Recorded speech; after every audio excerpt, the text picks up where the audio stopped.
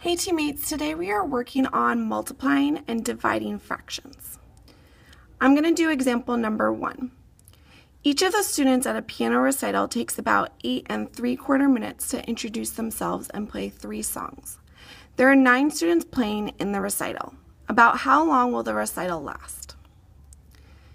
So there's some information here that I can use, and I'm going to draw a tape diagram to be able to figure out what this question is asking. So here's my tape diagram. I know that I'm looking for this whole length of the recital. I also know that each person is going to be playing for 8 3/4 minutes. Where it says play 3 songs, that's extra information. I don't really need to know that to solve my question.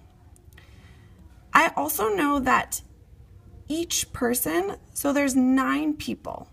So I've divided my box, or the total length of a recital, into 9 parts. So this is really a division problem. I'm sorry, it's actually a multiplication problem. So the way that I'm going to write that is 8 3/4 times 9. I could also see this as an addition problem, right? Because I could just add 8 3/4 and do that 9 times if I wanted to find the total length. But I'm going to multiply. So I do my magical C, and I get 35 over 4 times 9. I'm going to make my whole number into a fraction by putting it over 1. Multiply across 35 times 9. I get 315. Multiply across, I get 4 times 1. I get 4. Now I have an improper fraction, and I want to know what it is as a mixed number. So I'm going to divide 4 into 315. Remember, the top goes in the house. When I divide, I'm going to get 78. I had a remainder of 3, so that becomes my numerator. My denominator is still 4. So I get 78 and 3/4. Let's take a look at number 2 now. Number 2 says, Jimmy could only finish 3/4 of his math test before time ran out. The test had 32 questions. How many questions did Jimmy answer before time ran out? So I know that my whole tape diagram is going to represent the 32.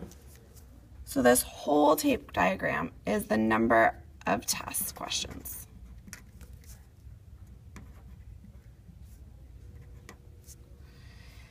I also know that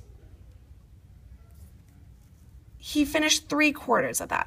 So I need to divide the test into parts of 4 because of my denominator. And then I know that each box, if I divide 32 into 4 parts, each box is going to represent 8. I also know that he finished it 3 out of those 4.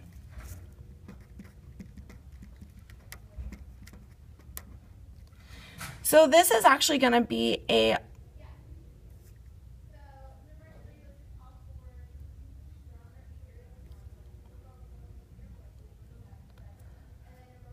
so I have 8 times 3, I get 24. Okay. You could also think of this as multiplication, right? Because I have 32 times 3/4. Turn this into a whole number. Roll my 4s. 4 goes into 32 one time. Sorry, 4 goes into 4 one time. 32, it goes in 8 times.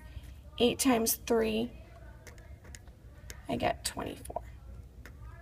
The hardest part of this is figuring out, is it a multiplication problem or a division problem? Good luck.